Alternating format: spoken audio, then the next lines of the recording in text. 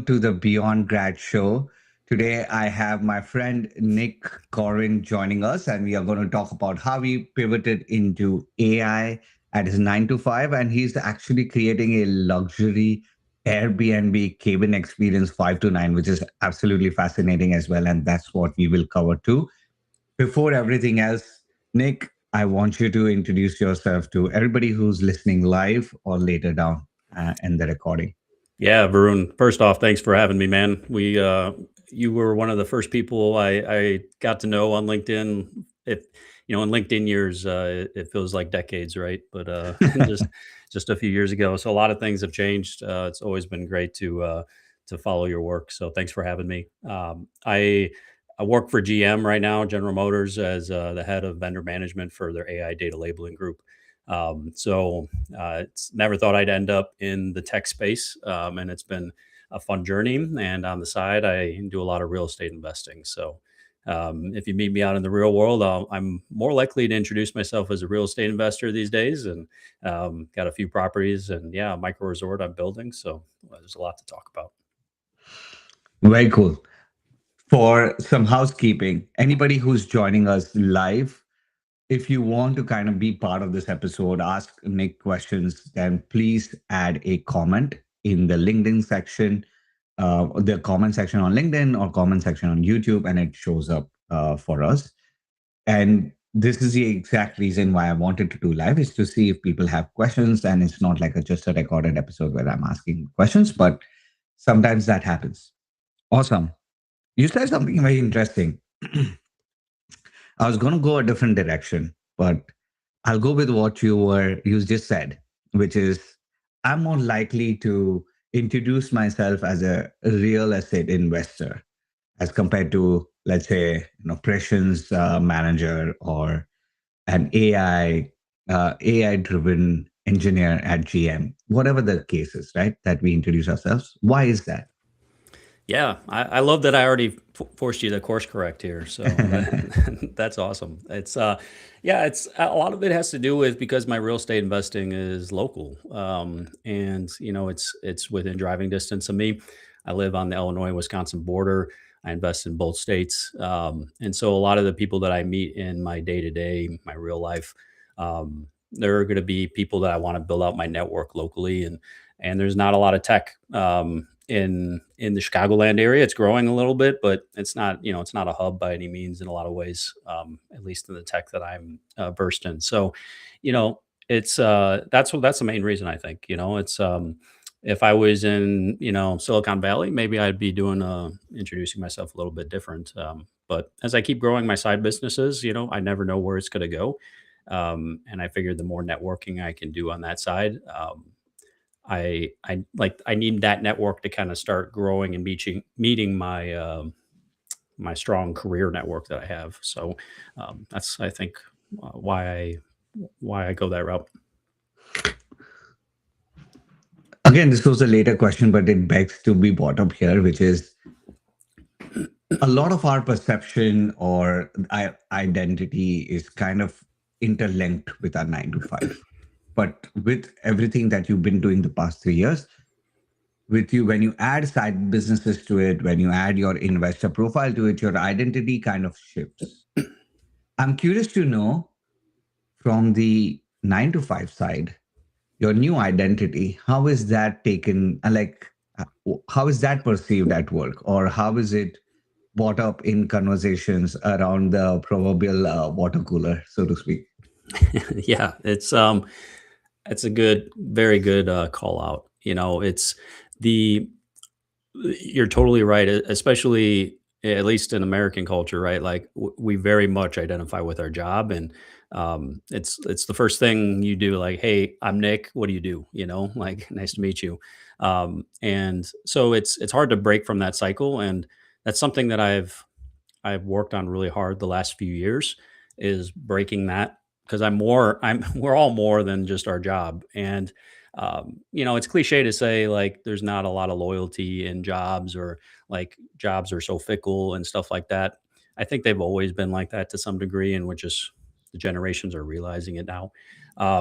But you can work hard for a company, you can take pride in your work, but you can also find fulfillment in many other ways, I find, and be proud of that as well. And so, how that interaction happens in the W-2 workplace, it's, I don't think there's a one size fits all. I think there's a lot of what I'd say like a traditional mindsets that don't want to hear about it or don't want to know about it or maybe even look down on side hustles.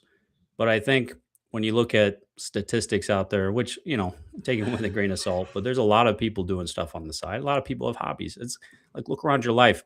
No one's very little people are very single minded on their day job, right? They have a lot of other things they're passionate about.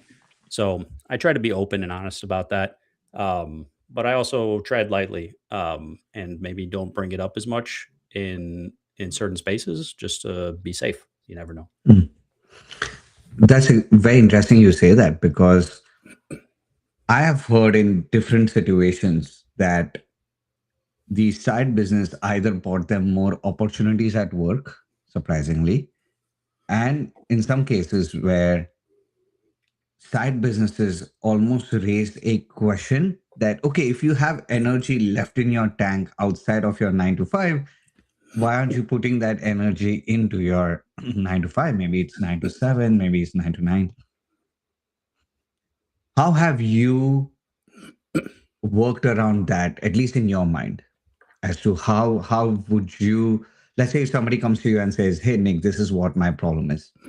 If I do a lot of work outside of my 9 to 5, people will question, hey, why am I not putting my energy into my 9 to 5? What should I do in that case? Yeah, I've taken that approach differently at different points in my career. Um, Early on, the first, I've been out of school for a while now, but the first 5 or 10 years, the amount of time I had in the day was mostly mine. Like, I mean, I was dating my wife at the time, but I didn't have kids. I was young. And so, like, I could really control that 9 to 5 or 9 to 9. Like, I could put in a lot of time and effort into my day job. And what I was doing was looking for what payback was on that time. And so, I think there are corporate overlords and managers and whatnot that would love it if and look at it that traditional way, like, hey, why don't you give me all that extra time you're putting into other places? But at some point, your career is your career, and you have to make that decision for yourself and find that work life balance, which again is another cliche, but you have to be stringent about that. So early on in my career, I definitely dialed it up a lot more and went overboard. I didn't work a 40-hour week for like the first 10 years of my career, and it's not like I'm slacking by any means. My tech career has never been stronger and my network has never been stronger. So I think there's some truth to what you're saying as well about like you get more opportunities the more you're out there as well with your day job as well. So which I've definitely found, which we can dive into. So it's a little bit of a roundabout answer, but I try to look at it in each season of life where my payback is, where my fulfillment comes from, and try to maximize both of those. Basically, what are you optimizing for right now? It almost sounds like that. If you're optimizing for more growth in your traditional corporate career, then spending more time there, adding things to your toolkit, creating a network, creating advocates, maybe that's where the time should go. And Yeah. if you are optimizing for maybe different sources of revenue or different opportunities, then you look at it that way. I just know one thing, which is your manager and you might have a relationship that's maybe 5 years, in some cases, maximum 10 years, but it's not going to be your entire professional career. And I think the immediate loyalty comes between the manager and the individual contributor and vice versa, or the man, like whatever your leadership is with.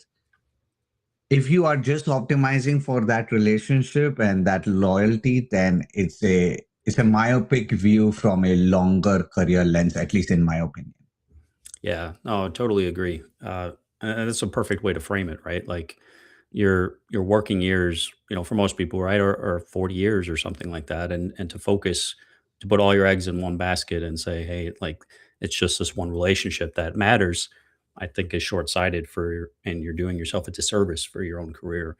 And it's not to say you have wandering eyes, but it's just like, you know, your manager does not spend 40 hours a week focused on you, right? They can't. So it's you have to take control of those decisions and what best moves the needle forward for what you want.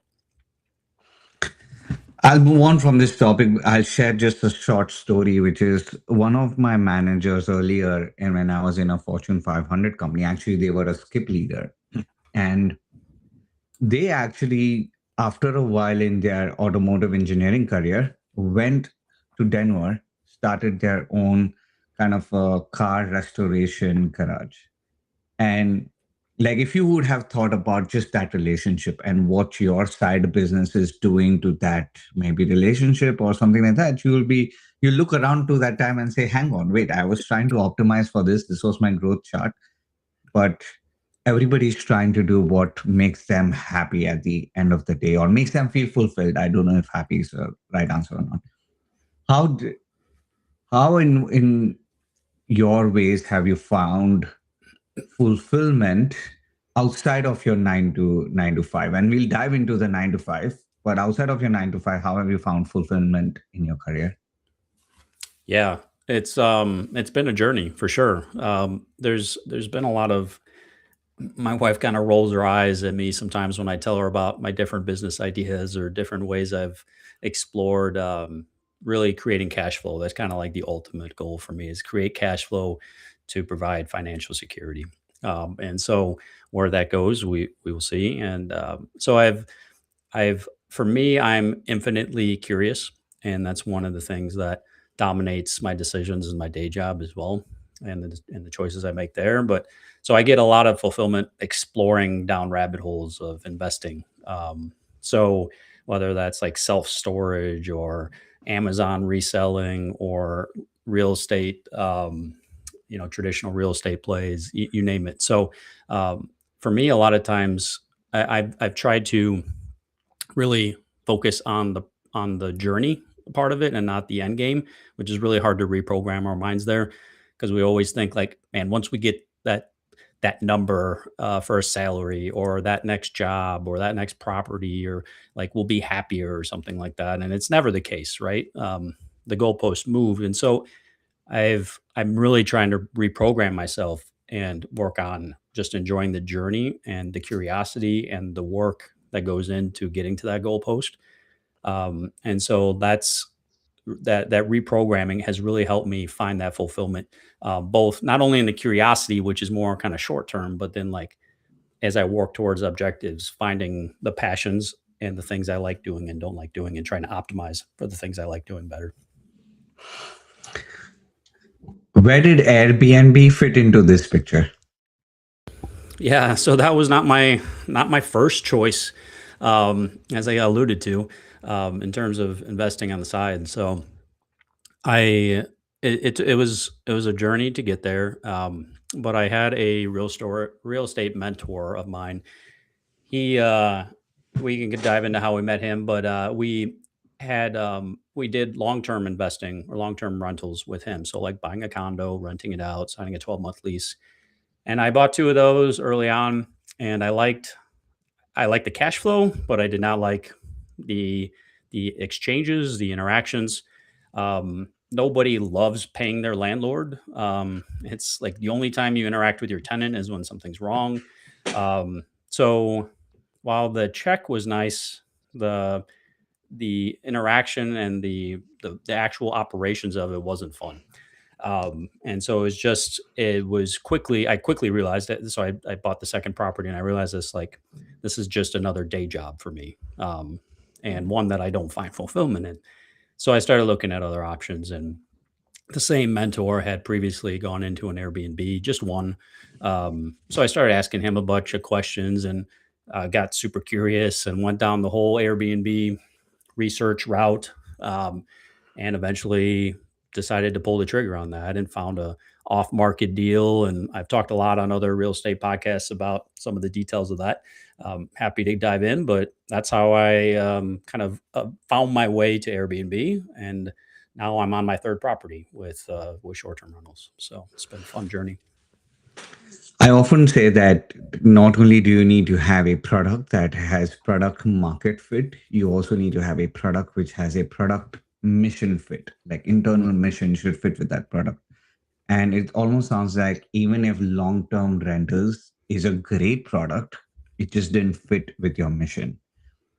What about Airbnbs? Airbnbs, like how does it fit with which parts of it fit with your mission?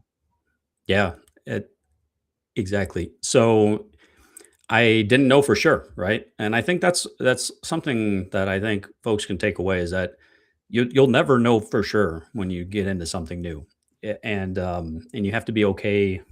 Yeah, there's a whole segment, burn the boats, like go in, like you have to like no nothing left behind and no chance to exit out. And I don't think anything in life is all or nothing. I think there's always a middle ground. And so for me, I've gone into these new ventures with always a way out. And it may be painful, but there's always a way out. And so for me, going into Airbnb, I didn't know for sure. But one thing I quickly realized is that I mentioned interactions with the tenants.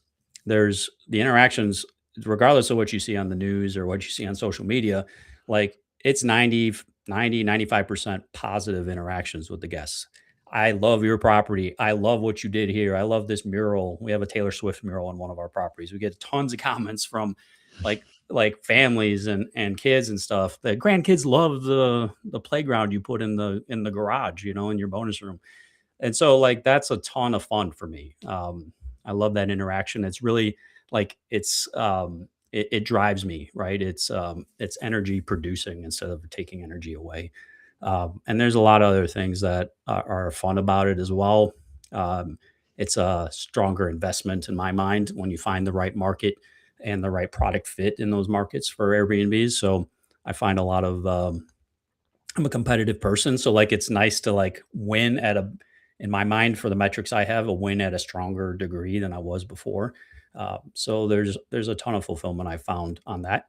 Um, Not to say that there's not downsides to it too, right? I also don't think, like I said, there's not anything that's 100% awesome as you're working towards it. It's still work, right? There's a reason why they call it work. So, but it's about finding that right balance. So it almost sounds like the the mission fit came from people enjoying that property.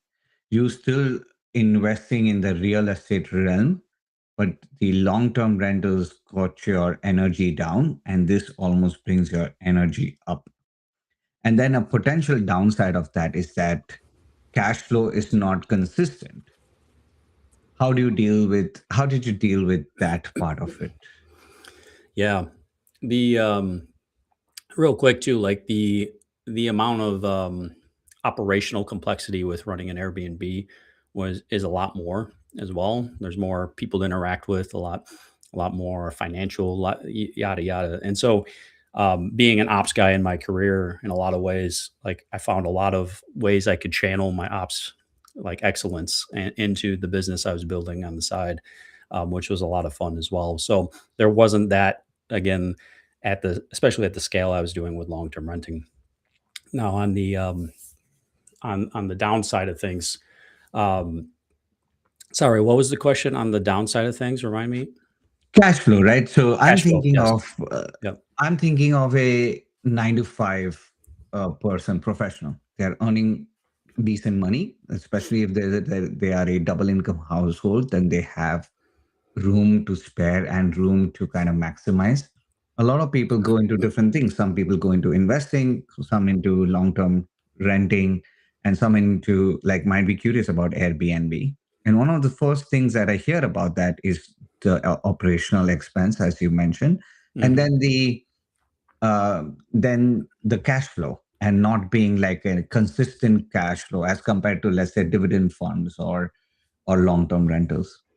Yeah, for sure. It's super highly dependent on the market and the product you have. But I'll tell you what I've focused on investing in at least.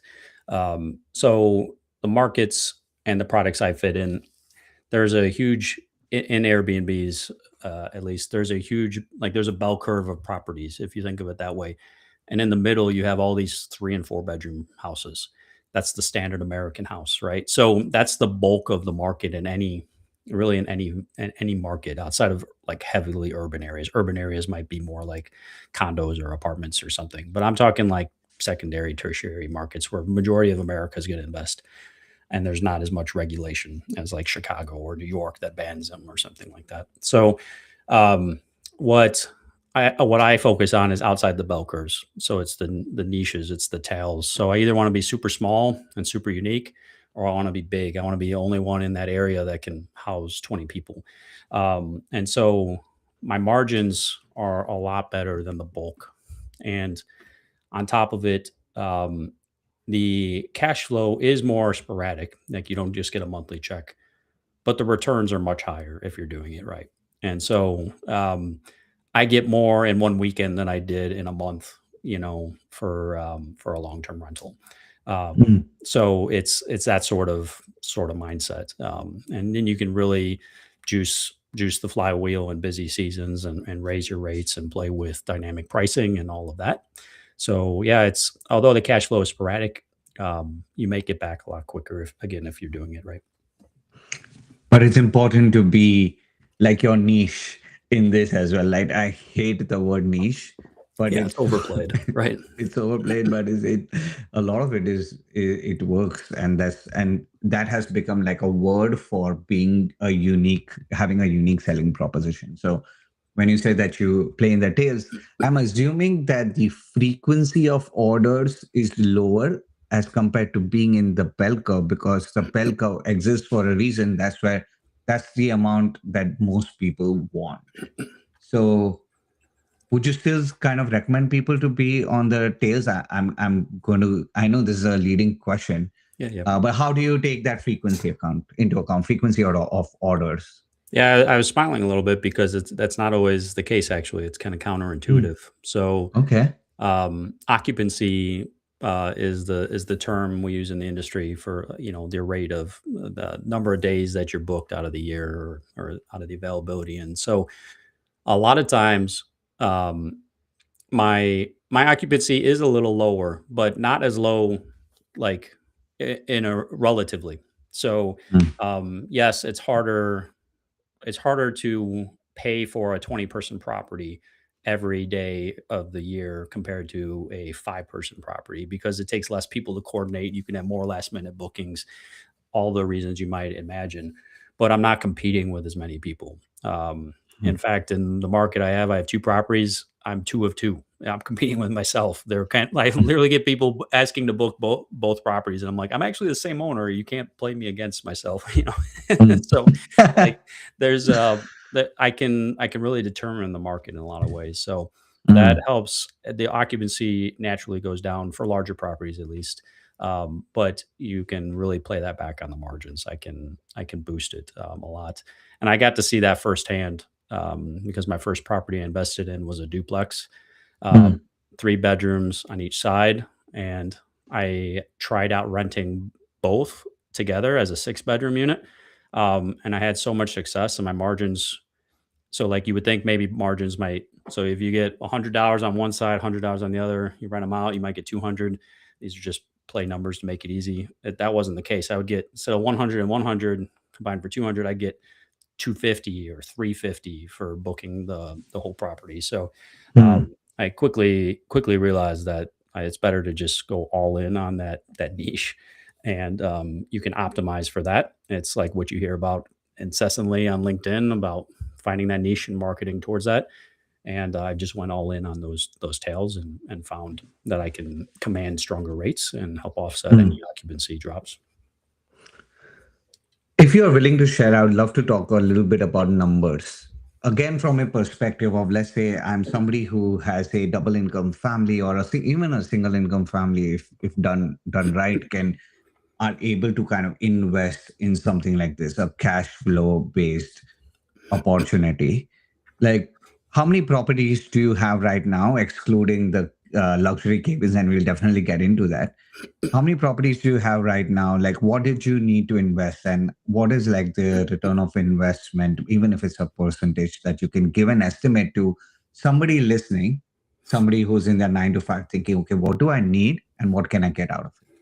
Yeah, so I still have one long-term condo that I have. I'm just kinda it's on autopilot, and then I have 2 Airbnbs.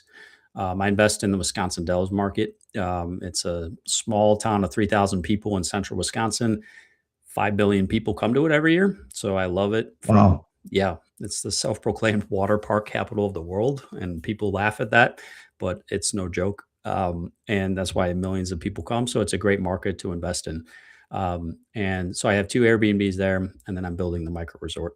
So, on the short-term rental side, at least, which I think is where your question's directed, I have the 2 Airbnbs plus the micro resort, which will be 3 more cabins, and so to get for a standard 3 or 4 bedroom home, most people know the prices in their neighborhoods. They're going to need 20% down, maybe 25, because it's an investment property. When you're doing your first one, the bank might be more lenient because they can it's not as much risk on your house balance sheet per se. And so what you want to look for in terms of like return on that cash is in my market, I can push really, really good returns. I can get 20 to 25 cash on 25 20 to 25% cash on cash return. So if I put in and that's in my niche though of the market. So if I put if it's an $800,000 house, I put 200 down, I can expect to get about $50,000 in cash profit back that first year. Um, there's a lot of other benefits for investing in short-term rentals, tax benefits, and so like there's a lot of different metrics people can use. Your internal rate of return might be much higher than that. But for generically, what I've seen across other markets and just kind of more broadly, when people try to group in Airbnb as a whole, um, you I see people talk more about yield percentage. So go back to that $800,000 house. They're going to look and say you want to get revenue 20 like 15 to 20% yield. So out of that $800,000 house, let's say you get 20% yield, meaning revenue in that first year. So 800,000 times 20%, $160,000 a year in revenue, and you can work your profit back from there based on your operational costs, your debt load, and so forth. So there's different ways to look at it. A lot yield is a common way that I've seen influencers talk about it. It's a way to bring people in. There's consultants that you can hire. I could talk all day about Airbnb, so I'll stop there and see if you have a follow up. So I think yield is a good way for people to think about what the cash flow aspect of it is going to be in terms of return on investment every year. And then in depending on market, you can also see an appreciated value of the place that you have booked or rented. Sorry, bought. My question in that case is what maybe I'm moving on. And if anybody who's watching live and has a specific question about it, please let us know. But I'm moving on to the luxury cabins. Like, what made you go to that route and build this from scratch? This is a higher level question, and then I'll go into the nitty gritty. Yeah, sure. So, and one disclaimer I should say about the yield, right? Like that's the yield you should target. You have to do your research to make sure it can match up. So, Mm, if you're doing your research and you only see a 10% yield, you should probably stay away because it's not getting into that 15 to 20% range. So, that's not what you should expect. That's what you should target, I guess, is mm, kind of mm. something I wanted to clarify.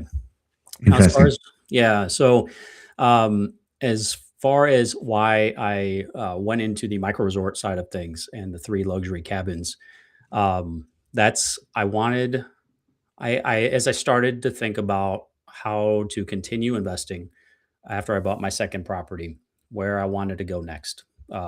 Did I just want to keep getting and for those are 2 6 bedroom places. Like, do I want to keep doing more 6 bedroom places? I was running out of potential opportunities. Like I had to turn an office building into a 6 bedroom house. Like that's why I love the niche because there again, no one's going to do it. But so it's like if I want to invest in this large property niche, am I going to have to go to a different market, or maybe even get more creative, which possibly means less cash flow because I have to put more money and more effort into it. And for me, I didn't want to go to a different market. There's a lot of reasons why that's difficult. Airbnbs don't scale operationally. market to market. That there's been whole deep dives into that as well, and I've seen that, and I could feel it knowing that I'm in the business now. And so I wanted to kind of I decided that instead of building one big, let's say, like barn dominium or something like that, or 10-bedroom house, I thought of going on the other side of the niche. So I have these two big properties in the Dells. Let's go small. And so my three cabins, two are 2-bedroom and one is 1-bedroom. So I'm going high end luxury couple stay. And it was also, as I was analyzing my market, there was a missing segment in most markets. There are too, where this like really truly bespoke, well thought out stay. In the Airbnb space. Isaac French, Ben Wolf, those are two big names that talk about this stuff and really evangelize it. And then they talk about the experience and the experiential stay. So you're not just going to a hotel room and grabbing like a massage or like a high end dinner. It's not that sort of luxury. It's luxury in the sense that somebody, myself, designed the whole stay for you, like how you enter the property, how you enter the cabin. What do you see when you make coffee out the window? How does that make you feel? And so it's it's of course it's high end materials, high end, cabins, but it's more about luxury in terms of like that experience. How am I resetting from day to day life? And I became more and more passionate about this vision. The more learned about it, the more I researched, and I thought it was a great product market fit for my area. So it's kind of a nice mix of all of that. I did not anticipate no, no one did, like the AI boom over the last few years, and how much being able to reset from technology and the discussions and the incessant um, doomerism that's out there as well. So, like, I love that AI is out there. I use it all the time. I was just on Codex a bunch last night at 10 p.m. because I'm a nerd. Like, but my property is going to be a perfect reset from that. And so, I think that is only helping me and drive my marketing from that front. So, yeah, Very cool. I'm excited. So to summarize, basically, you were going from one end of the market to the other, but then playing a different level at that, which is smaller spaces but curated experiences. And I love that you said, okay, if you're making coffee, what do you see, like when where you're making coffee and you're drinking that coffee? I think that is excellent kind of vision that somebody can have.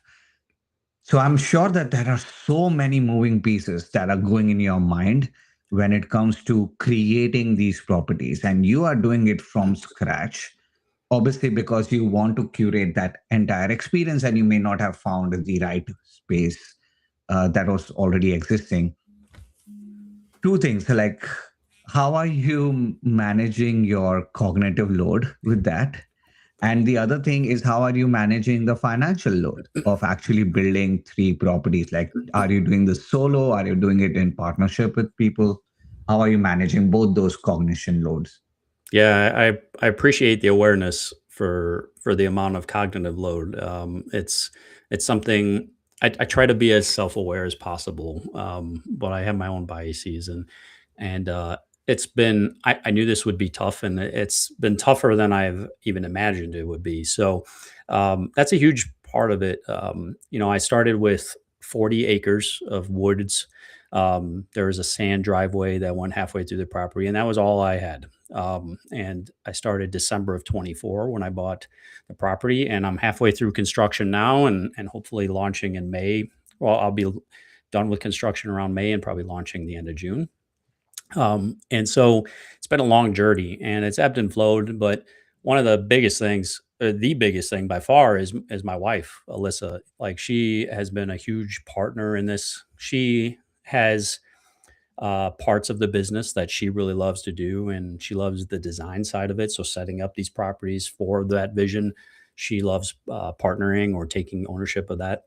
And so I have three young kids as well that I do on the that I they're my daughter's right here in the background. It's they're the love of my life, and really It's kind of a shame I haven't brought them up since or yet because like they're the driving vision for why I'm investing and driving this cash flow. I want the security for my family, and that's another question. So I'll try to get back on track here, but the cognitive load, definitely. I have a strong, beautiful, intelligent partner to help balance and bounce ideas off of and recalibrate me.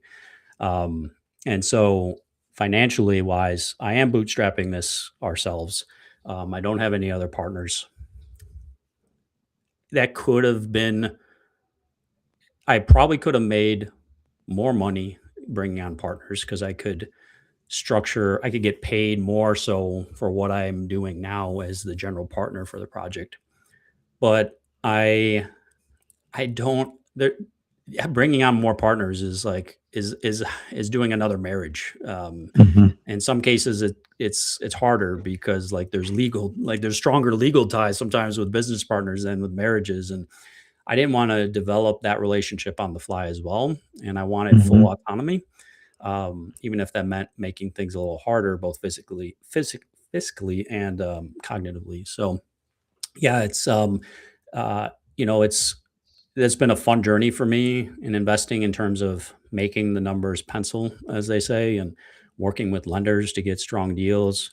I've never tracked interest rates more in my life than I have at this point because it directly moves my profitability so much, especially on a larger property like this. So yeah, it's a challenge on both fronts. I'm extremely curious to follow that journey. Like I love seeing the videos from the woods and how the woods are really shaping into cabins. I think that is excellent from an entertainment point of view and from a friend point of view, where I get to see all of that. I know what a menace would it be to really execute on it, but with the vision of hopefully seeing a greater future. And I will take a pause on something that you said, which is your family and why that is driving you to create these cash flow businesses. And I will kind of relate my whole entrepreneurial journey to it as well. I want to create a company where there are enough functions within the company that associate with my kids' passions. Hmm. So whatever their passion is, if they are able to play that function in this business that I'm creating, then they have a job for life. Now, I know that should you want that for your kid or not, that's a separate discussion. But for me, a great example is Dave Ramsey and how he set up his business, even though his financial philosophies are not really Yeah. what I fit well with. But he has built a business where other people can come and execute. How does that play with this Airbnb experience that you're creating? Like, how is your family the foundation? And then we'll go into the 9 to 5, because I know we've spent some time on the 5 to 9 aspect of it. Yeah, for sure. Yeah, so the defining moment I'd say of my investment career at this point, or the like pivot point, where it really like it threw gasoline on the fire, was I my wife took me out to lunch when I was at my previous job, and had I had my daughter here in the picture here at the time. She was just like 7 months old, but we were trying to get pregnant for our second child at the time, and she went for a scan at the doctor to see the health of the babies, and I. I was expecting to get like an ultrasound and just like look at the blurry picture and whatnot. And she gave me those. But she sat, she made sure I was sitting first, and she said, here's baby A and here's baby B. And I'm like, what do you mean A and B? It took me a minute to understand that she meant twins. And so, I think for me, I guess for me especially, that was like a galvanizing is not strong enough. It changed my whole mindset. I'm not understating this, like about what I want to do in my career, and it never made me more determined to make sure that my family has everything I want for them and a life that I want to live that me and my wife have chosen. And so for me, it was about to kind of sum it up best I can, get that financial security of these cash flowing businesses to make sure that if I get laid off tomorrow or if I can't log onto my laptop on Monday morning, I will be fine and my family will be fine. My kids will be fine. They won't have to eat ramen and and eat peanut butter out of a jar. So it's like that's what I have focused on a lot. Mm. And there's a lot of other things that kind of forced me or like that helped galvanize there, but that was like the defining moment for me that some folks might say like, "Hey, 3 kids, like that's a lot, like just focus on other things." It made me more strong-willed and more energetic than I've ever been in my life. And so, like I said, yesterday at 10 p.m., I was on Codex doing stuff for my business because not because I had to, because I wanted to. Like I'm optimizing things, I'm working on things, I'm coding things to make my life and our life better. So um, that's something that without kids to drive me, I don't like the stakes are higher, so much higher that it doesn't scare me. It doesn't make me terrified. It motivates me and energizes me. Absolutely. My kids have motivated me to do riskier things so It's that, it's weird how that works, yeah, right? it's Yeah. weird how that works. And I don't think it happens with everybody. I think Mhm. more responsibilities do make people more risk averse. But I think with some individuals, it's the opposite. It's like it brings things into perspective. Like, do I want to be doing this when they are coming into the job market, or they are trying to become more responsible or fiscally responsible? Even, do I want to be doing the same thing? Will that be advantageous for them? I think that is excellent. Like, all the things that you have set up beyond your 5 to 9 is no joke. And I think we can talk about 3 hours on that. Anybody who is interested in learning more as to how to invest in Airbnbs and what to really get out of them, I strongly, strongly recommend they follow you, Nick. And I think this is a little bit of a digression, but maybe it's not. One question for you is, let's say I'm somebody completely new to Airbnb investing. What are the first 3 steps you would ask them to take to get into this world? And then we'll switch into the 9 to 5. Yeah, that's a great question. So there are for people that aren't in the industry or not following very closely, I think this may come as a surprise, but there's an influencer for everything. So there's actually lots of influencers out there, Instagram mainly, but TikTok too, and that cover Airbnb investing. And you have to ask yourself with every influencer, why are they doing this? Where's the money going ultimately? And it's going to them, right? So they have a very biased influence or biased mindset. So I don't recommend investing with these influencers, but they give some great service level stuff. They make things sound too good to be true, and then that's where step two happens. You have to figure out where you're uh, find what how you best learn and start deep diving yourself. So for me, it was podcasts. So I started there's a bigger money, bigger pockets. I think bigger money is one of their smaller subsets, but bigger pockets is a huge business podcast network that has tons of real estate uh, episodes over the last 5 or 10 years. I just started like just consuming those on a regular basis, 3 episodes a day and stuff like that. So for me, it was a lot of podcast learning, and then I found how to suss out the crap advice that you see online and find the right people. So I don't post about Airbnbs constantly, but when I do, I think I'm very trustworthy and you can get a balanced mindset. And so you got to find those people as well to continue learning. So that would be my recommendation is find some high level stuff, figure out where your black boxes are, at least what you even like your unknown unknowns, and then you can start deep diving into the things you're curious about. Interesting. Step one is find the group of influencers that are Yeah. talking about this, and it's okay. You know that there is a motivated element to why they are doing this, but then you can at least get a lot of surface level information there, and then you kind of suss it out or vet it, almost validate it with long form podcasts and getting a different. opinions or viewpoints about this topic. Yep, yep, that's what I'd recommend. Awesome. You mentioned something that you love learning. And I think that's where I want to go next, right? Which is you are somebody who has a mechanical engineering degree, so just like me. And over the years, you had carved out a niche of being somebody who was heavy into operations. And at some point, you made the switch to get into a more AI first or more advanced tech company, at which time that was Cruise. Let's start there. Like, what made you go from the operational excellence that you had built a niche on, and how did you take that to a the automotive sector and to this like more tech than automotive almost Yeah, sector? What was that like?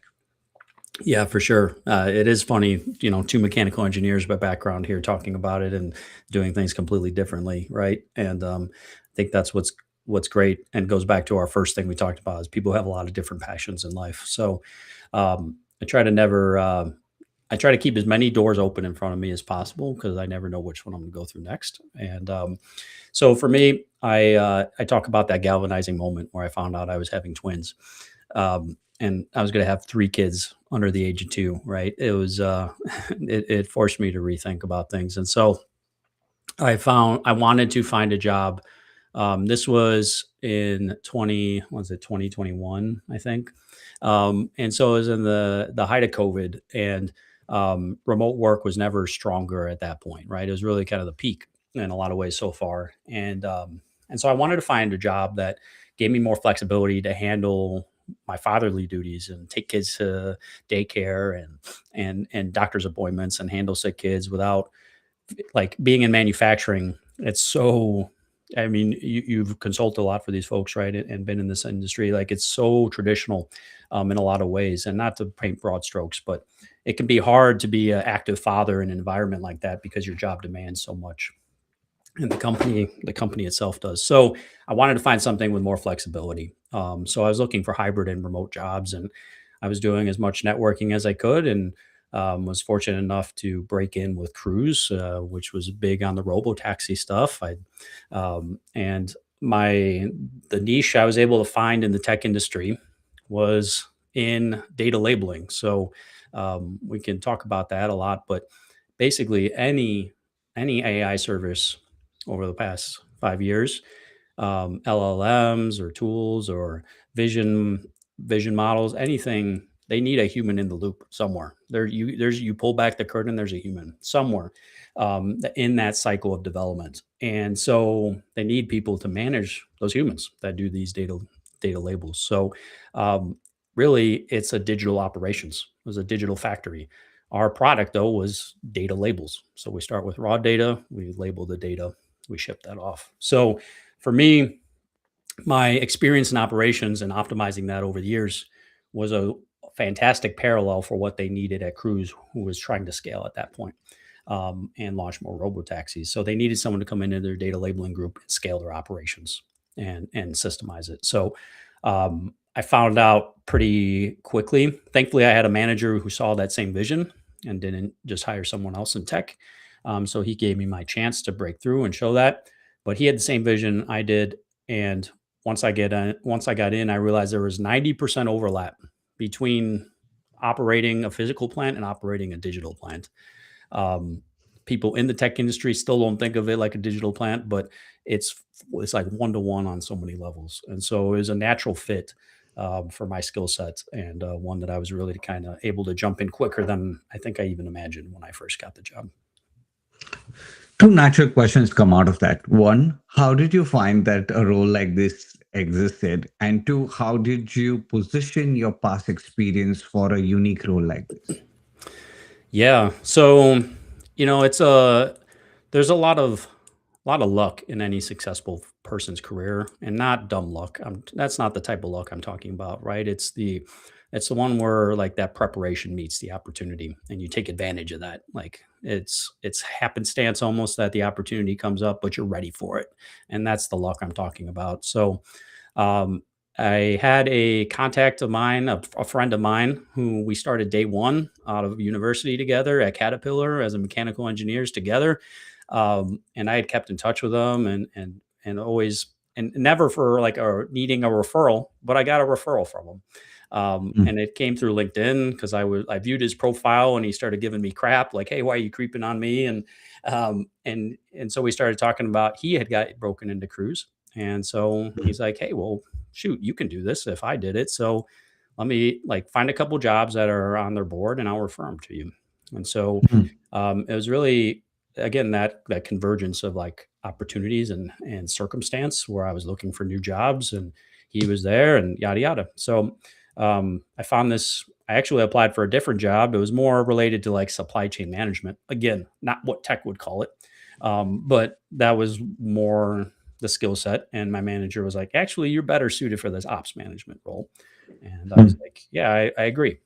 So yeah, that's kind of how I got into it. And what was your second part of the question again? How did you position your past experience as something that will really help? Like, what did the managers see in you, or how did you convince them that you'll be able to play this role? Yeah. Sorry, I keep forgetting. You're getting me in the flow state, Varun. Your questions are very good here, and I'm forgetting these two-part questions, so I apologize. Um, All good. so the for me in my career, I've moved around a lot, both in roles and companies. It's part of long story short, part of that is my curiosity. I jumping into a new industry, a challenging one, and kicking ass. And so for me, this was like another this just followed the narrative. Like, hey, I've never been in tech before, but I also wasn't in medical. I wasn't in chemicals. I wasn't in automotive when I was a tier one supplier. Like, so it was just more of a trend and able not to brag about it, but just show all the impact that I made at those roles in a short time. So one was showing that I've done this jump, this sort of like technical gap jump before. But then another thing was that the more I learned about this ops role, the more I could see the overlaps like in real time as I was interviewing. And so the analogies I could give right away in real time started to show up pretty clearly. So that helped as well.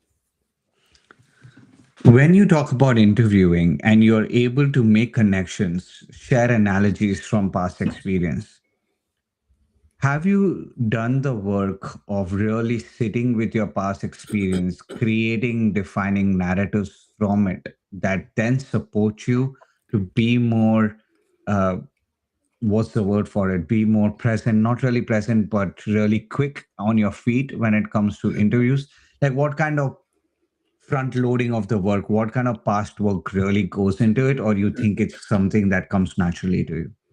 Yeah, I, I think the empathy required um, Mm, to get into somebody else's shoes and find why and to anticipate why they're unsure about you and your skills, I think is can be learned, but there's also a large natural part of it, I'd say. There's some people that definitely struggle with it more than others. I don't consider myself to struggle with that. So I do think I have a little bit of a natural tendency to be able to anticipate those sort of questions and concerns and address those and think of those ahead of time. But then on the prep, so that's part of it. But then, like, also, too, anytime I'm job searching, I have a narrative in mind. I've looked at it that way for a long time. So, like, when I left one of my companies to become a manager for the first time, I couldn't find any management opportunities. That's traditionally a hard thing to do. Convince a new company that you should be a first time manager. mhm. So like that was a narrative I had to create with my application, with my resume, and immediately at each stage of the interview process. So yeah, it's a little bit of both, being working on your empathy in your day to day life, but then prepping your whole narrative for how you're looking to make that jump. I think some people don't necessarily need that, right? Like to use a very common example, like these AI engineers these days jumping from Meta to OpenAI or whatever, like they're a known resource. They're known like there's you don't need to create the narrative. You're already you're going from A to A, apples to apples, right? So if you're making jumps, either pay or career or whatnot industries, I think that's where the narrative really becomes a necessary factor. Great point. What I'll add there is even for the person who's going from Meta to OpenAI in an AI engineering role, where I see narrative and really sitting and decoding your past work and the impact of that, where that is coming into importance is because of the competition. Mm, Like yep. there aren't as many forward facing engineering roles at top companies, and there are a lot more software engineers, product managers in the market who are vying for those roles. So where that comes into picture again is to separate yourself from your peers. Like you could be technically great and then you wouldn't need to do that, but if you're technically good and good enough, that's where even narrative kind of helps. So just wanted to add that one piece. But you're right, when you're making a leap, whether it be title, whether it be responsibility, whether it be a new industry, you have to show a conjunction of those two worlds coming together. Now, where do you see, like as a mechanical engineer, somebody who's gone from operations to an AI facing role, what should people do to get to that? Like they, let's say they are in a heavy operations role, maybe they are a design and release engineer at automotive companies, or they are in the manufacturing industry and on the factory floor designing systems, etc. How should they kind of start to position themselves strongly for this AI world? Yeah, I think I heard one of the co-founders of Anthropic, I think Jack Clark is his name, on a podcast recently. He has like a 10-month-old or something like that, a young kid, and the interviewer was asking him if Anthropic has been one of the biggest companies with the doomerism and saying this has the potential to be a nuclear weapon. He's like, as a co-founder of this said technology, how do you how do you balance how do you like reconcile the fact that you're trying to raise a kid in that potential environment that you're saying could go wrong, and how are you going to teach your kid to live in that environment? And one of the things he focused on a lot was curiosity, natural curiosity, and being AI curious, and just and there's also the physical side of it, like physic the more physical like this happens on the Airbnb side, like physical experiences will be only more important in the digital age because people will have that yearning for that. It same thing applies for your career. If some of the tech jobs, honestly, including my role, might be some of the first to go as AI grows. Um, and so I think the physical will be one of the last things to come if it ever comes. There's so much more complexity than coding apps, not to downgrade either side. So I think folks that like being in manufacturing and want to stay in there, learning how to implement AI and be, but you have to start with being curious of where the opportunities are. The more you use it, the more you see opportunities. That's like with any technology. So being AI curious, that's the first start. And then if you want to stay in that physical world, look for the complexities. Like that's why you're valuable in any job is you're solving complex problems. Even not like even a plumber, right? They're still they're solving problems I can't solve, right? Like they're doing, and so it's not to say like any job is higher than the other, but just look for complexities, how you can solve those problems, and be curious and look how to implement things in those roles. Those would be my suggestions. Okay. Let's flip that a little bit because you mentioned that your role could be one of the first roles that goes away in this AI economy. How are you trying to safeguard that beyond your 5 to 9? Obviously, I think that's a great point to bring in that 5 to 9 again, but let's assume that there was no 5 to 9. How would you safeguard your 9 to 5 in if your role is one of the first ones to go with AI? Yeah, it's a great question, and it's one I've thought about now for multiple years. So there's, like I mentioned earlier, there's humans in the loop with data labeling, and at some point, I believe these models that we're developing will be so good they don't need human inputs, or they've already mastered the human the complexities.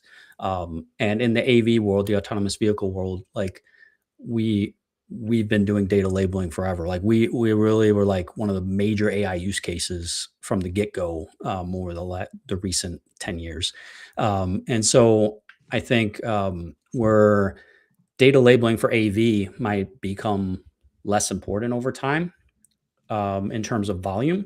I think finding how you can solve complex problems within data labeling and niching down, I think, is where I want to continue to position myself. So it might not be broad volume like labeling billions, literally billions of cars on the road, and not, but it might be labeling construction scenes, human interactions of those scenes for the cars and for the AV development. So like, and how do we manage those complexities in an operational world? So again, it goes back to like finding those complex areas of my business now, trying to foresee some of those and wedging myself into those discussions and those responsibilities. And it also, I think, AV, while we were on the frontier and continue to be in terms of data labeling, but also just the AI world, there's thousands of other companies and industries that are not. And they're going to need Hmm. my expertise as they continue to grow. So continuing to build my professional network in other areas, and provide me different fallback plans if I do, wake up and can't log into my laptop one day. By the way, you talked about flow. I've been in such a flow of asking you questions that I didn't notice the time. We are at the 1 hour mark. I have a few questions, but only if you have like 10 minutes or so. Yeah. Do we have that, or do you have a hard stop? No, I'm good. I had another engagement, but I can push that, so I'm good. Okay. Appreciate that. Thank you Yep. so much. Yep. Grateful. Definitely. So you said very something very cool, and I want to take a moment to just summarize that. You said two things. You said one, you are already at the forefront of labeling. So there are many downstream industries that still need to do that, where you can just play a similar role for a different industry. You also said something more interesting, which is the if let's say my part of the human in loop becomes taken away by AI, there is an even probably more smaller subset in that niche that will still need a human, maybe like you said, construction sites or human interaction. So that's also a place that you can go into. Those, just for people listening this, I think are really great ways of looking at how you can create value in the current setting and then take that over in the future setting. How do you wedge yourself in those niche conversations? I mean, the looking at other industries, I think that's a great point and that's a great avenue as well. If you want to be continuing to be at the forefront of where AI is, how do you wedge yourself into those conversations, into those meetings? Yeah, for sure. It's the same way I've done it my whole career, honestly, in terms of finding where the opportunities are, where the complexities lie, what are the problems people don't want to touch, because if I can solve those, I'm highly valuable. And so I work a fully remote job now. So it's more challenging now, honestly, to wedge myself in. Mm, I have to wedge myself in on Slack, mm, or have more dedicated one-on-ones with people, like formal like ways to like glean out the informal. mhm. And so that's one thing I do in this remote first environment I'm in, is like I keep my curiosity peaked at all times. So, oh, what's this you guys are talking about? Or there's a code name project over here. Can you tell me about that, or whatnot? And the thing is, like 90%, 95% of the time, it's not anything to be interested in. It's not one of those opportunities to wedge in, but occasionally there will be an opportunity. And so again, it's that kind of luck, that opportunistic with preparation. In the real world, I found this a lot easier because where the like there'd be times where I'd see like six of my peers get up and go to a meeting, and I'm like, there's nothing on my calendar. Where are you guys going? And, just being nosy. And they're like, oh, we're talking about this project. I'm like, that's that sounds awesome. Like, I think I can help. Do you mind if I sit in? Yeah, sure. Come on. So like there's ways to wedge yourself in, or like around the water cooler is the best spot, like in these office environments where there's a lot of collaboration going. you're not being like, not nosy in a sense where you're like trying to gossip or anything, but you overhear something just randomly. Hey, mind if I ask you about that? And people love talking about what they're working on. So it's an easy way to learn about what's going on in the company and find ways to contribute. That's excellent. Like in situations where you are at work, these are the ways to kind of be curious. If you are in a remote first work, it might take more one-on-one conversations, dedicated one-on-one conversations to kind of really know what's going on, what are the opportunities available inside the organization, and where you can take a part. What I am shocked by at this conversation is that we haven't gotten into the NBA part. And that was one of the things we bonded over our interest of, for NBA and all things basketball. Although I played a lot of sports growing up for my school, for my locality, but never really basketball. Basketball is one sport that I've only just seen and been a participant in. How did NBA come about? Like, how are you able to take your AI skills and bring NBA on board? So, for people listening, Nick is a advisor of sorts Yep. for the National Basketball Association, and with AI, can you tell us a bit more about that and how that came to be? Yeah, for sure. There were a couple of times, honestly, where I thought about bringing it up, but I wanted to I wanted to leave that curiosity for the viewer. I know some people are definitely interested, and yeah, we've definitely bonded over the NBA over the years, and shared our jokes and our fun with the NBA. So uh, that is something that has been super fun for me over the. It's come about recently, I'd say within the last 6 months or so. And yes, I'm advising the NBA.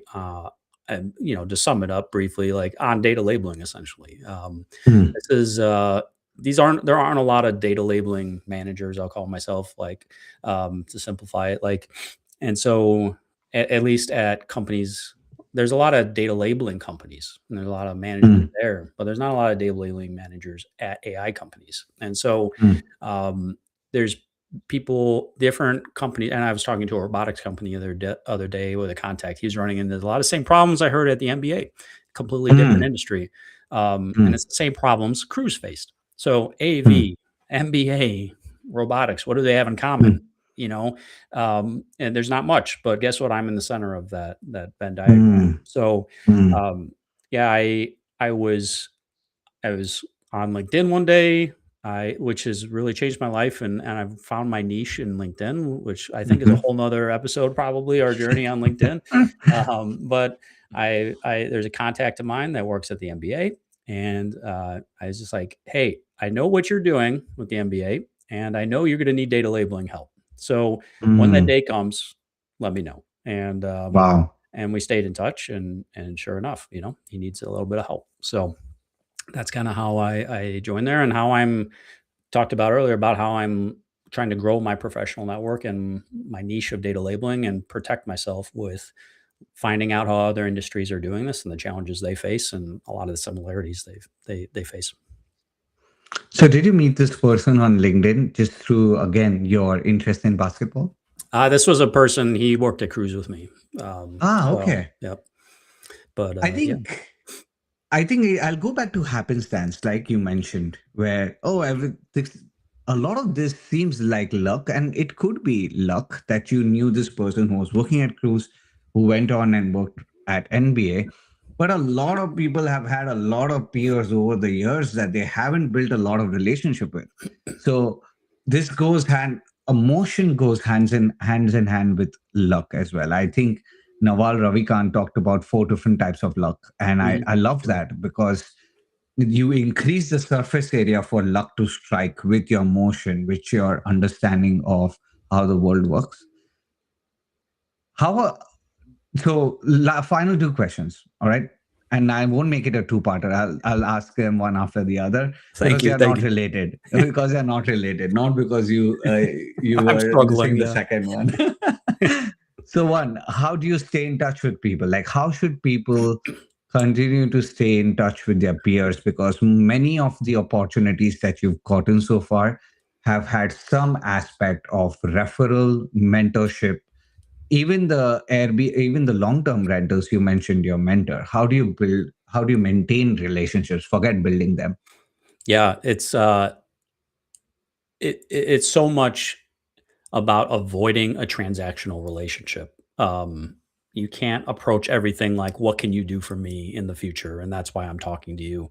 Um, And even if you tell yourself that and you fake it, uh, like "Oh, I am looking at everything transactional. I'll just pretend to be nice." Like, that doesn't work. That authenticity, another cliche word, like that doesn't bleed through, right? And so, um, it's it's looking at, we've touched on the highlights of my networking and my referrals and my contacts, like, just a few of them, and those are kind of the only few, right? Like, Mm, we're not going to have a whole podcast episode on the hundreds of people I've kept in touch with that mhm, I will never ever see any benefit, or they won't see a benefit from me because they're networking with me for a lot of the same reasons. So, um, and this is like a culmination of years. And my one friend that I started with, Caterpillar, it was like 11 years from when we first started on day one to when he referred me for a job, and I didn't even know I was networking for a future job back then, obviously. So, yeah, it's really taking the long term and not ever expecting anything out of it. Because if you do, you'll get frustrated. That's for sure. But like, I think if you just give to it again, I don't want to sound too cliche, but like, what I try to be as a person is try to be very helpful for people that want help, and so I try to network with people that are like that and that share that same passion. And so, um, it's about being helpful in a relationship, and whether that's technically helpful or humor. Like, I share a lot of humor on LinkedIn and in the comment section and DMs, and like, that's one way to be helpful, is give joy to people. So I don't know. I don't want to get too wishy washy. I do that enough with my design side of my business on the micro resort, but it's I'm still an engineer by in my heart. So, but yeah, it's not being transactional. Really trying to help people bring value, as they say, but and then just really expecting nothing out of it, because 99.99% of the time you will get nothing out of it. And I'll double down on that because I've seen you in the last 3 years. We've got to know each other just because of LinkedIn. And there is a lot of value in being helpful and being fun to be around. Like, Hmm. you want to be around people who kind of are enjoying their life and just having fun. You don't, everything doesn't need to be play. My final question before we have like some kind of a fun rapid fire. Final question to you is, we talked about building a micro resort. Like, this is Airbnb business is one thing, building a micro resort is yet another. We talked about going from operations to AI and you trying to think about where you can wedge more into that world. And then we talked about NBA and advising for them. So my final question to you is, how the hell do you have time to do all of that? Oh, I didn't mention the three kids, twins, a beautiful wife that you have a meaningful relationship with and want to continue. Like all of that. Like how do you freaking manage everything? I appreciate the compliment there. It's a constant recalibration, negotiation. At times with my wife. Like, again, I couldn't do it without her partnership in all of this, business, day job, and kids, obviously. And so, I think it really comes down to kind of that earlier conversation about the twins galvanizing me, and all three kids galvanizing me, where I'm brutally efficient with my time. Um, and and it's not like I'm a robot. You don't need to be 99% efficient. I'm definitely not. There's days, there's hours, there's weeks where I'm in a malaise of laziness. Um, and like, we all need to get in the gym more, like, there's always things I could be doing better and that I've sacrificed. But I think, a lot of it, the phrase, me and my wife, we share this, and what makes it great for us in our business lives. But it's like, one of my pet peeves is when people say, "Oh, I don't have time to do that." It's so nice you're building a micro resort. I don't have time to do that. I don't either. Like, we like, we all choose to spend the same amount of time in this world, and And not to sound on my soapbox, but like I haven't watched Netflix in God knows how long. I think I have a guilty pleasure with my wife. We watch Love Is Blind, which is a terrible show, but we find a lot of fun in it. That's the only show I watched in the last year. Um, Wow. it's I've watched like one or two videos or one on movies on. No, that's my problem. I'm calling them videos now instead of movies. Like so, like it's just an example of like it's not to say that like I'm slaving over here doing this. I just found ways to. I get more fulfillment 10 p.m. on ChatGPT and Codex than I do watching a movie on Netflix. And you have to find what you're interested in to be able to do that. So for me, I'm just reallocating the same time you have, the same time everyone else has, and being honest about where I'm spending my time, because a lot of people just aren't honest with themselves and they're making excuses. And so I just stop making excuses, or when I do, I'm honest with myself saying, you know what? I wasn't productive this week because I spent too much time on LinkedIn, or I was, just listening to Zach Lowe's podcast about the NBA too much, like it's just whatever. So yeah, there's ups and downs, but being honest, I think, with yourself and brutal with your time management how I do it. I'm so weirded out that ESPN let Zach Lowe go because I think I really liked his articles and stuff. But I don't want to digress on that. I think we can go crazy with that. I think what I'll summarize or paraphrase is that recalibration and negotiation and working with the ebbs and flows of your energy and of your bandwidth. One thing I learned from my mentor that I loved is that, Varun, I would rather you tell me it's not a priority. Yeah. Not going to the gym, sure, don't go to the gym. Just tell me it's not a priority, because then it's not that I don't have time. Okay, I'm building something, I don't have the priority of going to the gym. I'm okay with that, as long as you're being intentional about spending time where your priorities are. Awesome. This has been more, I mean, I knew that we would ultimately go over. And trust me, Nick and I can spend at least an hour in each of these different topics. Um, so I just saw a question here, but I'll hide that because I think it's a spam. Spam. Yeah. All right. Final questions, a little bit of a rapid fire, just to know you beyond your career, so to speak. And you talked about watching shows and movies. What's your favorite movie, Nick? Oh man, favorite movie. Um, it That's tough. Rapid. My first thought was anything with Denzel in it. Hmm, I think like Training Day is one of the original, like the OG Denzel. Like that's the mhm. thick of it. Um, what's the American Gangster? I think is one of them. That's not new, but a newer Denzel one.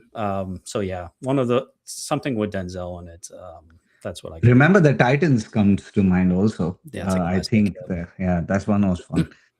Favorite cuisine when you're going out to eat? Mm, I've tried to advance my cuisine a lot over the years. Started off pretty traditionally American and burgers and French fries and stuff. And um, man, it's hard for me to pick. Like if I'm down south, I'll try to get some barbecue because the barbecue up in Illinois sucks. If I try to go where it's more common. I love. There's not a lot of Indian places or like Pakistani places are around me, at least locally. I love that. I love the spice. Not to say those dishes are this or those cuisines are the same, but I love the spice that you can find in both of those. And then, but I think if I had to choose just one, if like I had to eat it the rest of my life, I'd probably choose Mexican food. Um, Nice. I could go anywhere there. Cool.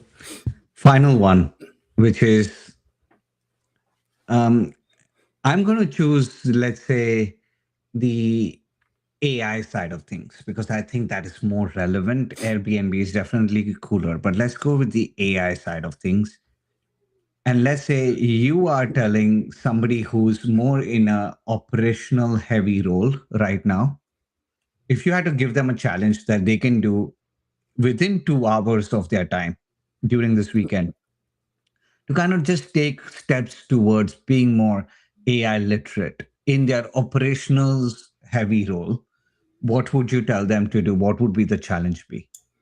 Yeah, I think for somebody that maybe has never logged in or just had cursory experience with I think the first thing I would do is create an account with ChatGPT, or if you hate OpenAI for whatever reason, do Google. I don't care where it is. Pick one of the major players in the space. Turn on a microphone or type in the prompt. Tell them what you do. Give them like a paragraph on what you do for your day job, and say, ask that same question. How can I get involved in AI? I don't even know what I'm doing in this prompt. Like, you may not even know the word prompt. Tell it, just be brutally honest in your prompt that you're messaging the AI app, and you'll be surprised where that goes, and where the curiosity, and stay curious. You'll be surprised where that goes, and you end up learning more and more on every message. Awesome. That is a great one. Like just ask it to see, Yeah. okay, where can you go Ask itself. Yeah. with this? Yeah. Ask it to. Awesome. All these platforms want to keep you on it. They're a little Yeah. bit social media like. So Yeah. ask it to tell you about yourself, or like about itself, right? So, hey, chat, Yeah. what's great about you? It'll go on for days with that, Oh, right? oh yeah. They want the daily active usage to be as high as possible. Of course. So awesome. Nick, this was is such a pleasure having you on the Beyond Grad show. I mean, this is 3 years in the making almost. So this is Yep. a Yep. version of all the conversations that we've had on the side, on the platform. And I think you are doing crazy and excellent things in your career in the 9 to 5 realm and outside the 9 to 5 realm. I'm happy to be a viewer of this journey. This is like Love is Blind in terms of like Nick's life. So it's a pleasure to have you on. Where can people reach out to you and learn more about what you're doing? Yeah, of course, LinkedIn is always a good spot. I have my micro resort website linked there. If you want to follow some of those, me talking in the woods, jumping around, making a fool of myself on my micro resort, check out Korwinning. It's a play off my last name. Check out that on any social media you want to follow along. I try to post videos there of my micro resort build. So yeah, come follow along and watch me make a fool out of myself. Awesome. Nope. Thank you so much for being on here, Nick. Wish you all